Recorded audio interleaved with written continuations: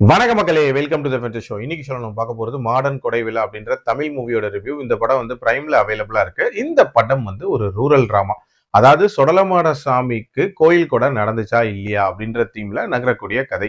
ஆக்சுவலா இந்த படத்தோட ஸ்டார்டிங்லயே அந்த சொடலமான சாமியோட ஒரு கோயில் கொடையை காட்டுறாங்க. அதுல வந்து மாதவி அப்படின்னு சொல்லப்படுற ஒரு டிரான்ஸ்ஃபார்மன் வந்து வேஷம் கட்டி ஆடிட்டு இருக்கா.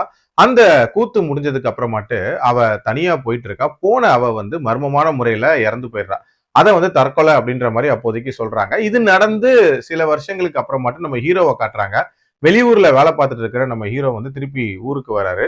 ஊர்ல வந்து அந்த சுடலமாடனுக்கு திருப்பி கொடை எடுக்கணும் அப்படின்ற மாதிரி அவரு பிளான் பண்றாரு. ஆனா அந்த கோயில் இருக்கக்கூடிய நிலம் இருக்குல்ல, அதை வந்து அவங்க அப்பா ஒரு எமர்ஜென்சிக்காக அடகு வச்சிருப்பாரு. அடகு வச்ச நிலத்தை வந்து அந்த மிராஸ்தார் வந்து தனக்கு அப்படின்ற மாதிரி சொல்லிட்டு சொந்தமாக்கிறாரு. சோ இப்ப இவர்கிட்ட தான் அந்த நிலத்தை மீட்டு அந்த கோயில் கொடையை நடத்தினாரா இல்லையா அப்படின்றத அந்த படத்தோட கதை. ஒரு சிம்பிளான ஒரு ரூரல் டிராமாவா, அதுவும் நேட்டிவிட்டி ஃபேக்டர் கலந்து கொடுக்கணும் அப்படின்ற மாதிரி தான் இவங்க முயற்சி பண்ணியிருக்காங்க.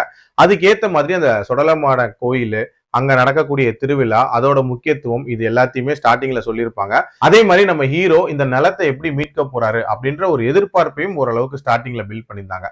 சோ இதுக்கப்புறம் இந்த கதையை நகர்த்துற விதம் அப்படின்ற ஒரு விஷயம் இருக்குல்ல, அது ரொம்ப ரொம்ப சுமாரா பண்ணியிருந்தாங்க அப்படின்னே சொல்லலாம். அதாவது அந்த நிலத்தை மீட்டெடுக்கிறதுக்காக இவர் எடுக்கக்கூடிய முயற்சிகள் அப்படின்றதெல்லாம் பெரிய லெவல்ல இன்ட்ரெஸ்டிங்கா இல்ல அப்படின்ற மாதிரி தான் இருந்துச்சு.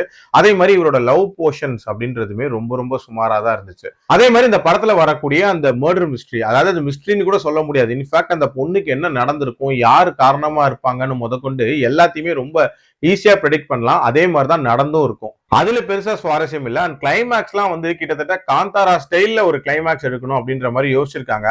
பட் அதுக்கான நடிப்பும் அதுக்கான மேக்கிங்கும் இருக்கணும்ல. இந்த படத்தை பொறுத்த வரைக்கும் அது இல்ல. இன்ஃபேக்ட் ஆக்டர்ஸோட performance throughout the movie ரொம்ப அமெச்சரிஷா இருந்துச்சு அப்படின்னே சொல்லலாம். ஓவரால் ஐடியாவா நல்ல ஒரு கான்செப்ட் தான். பட் இம்ப்ளிமெண்ட் பண்ண விதம் அப்படின்றது ரொம்ப ரொம்ப அமெச்சரிஷா இருந்துச்சு. என்னோட ரேட்டிங் இந்த படத்துக்கு 2.3 அவுட் ஆஃப் 5. டைம் இருந்தா பாருங்க, இல்லைன்னா ஸ்கிப் பண்ணிக்கோங்க. மீண்டும் அடுத்த விமர்சனத்தில் சந்திக்கிறேன். நன்றி, வணக்கம்.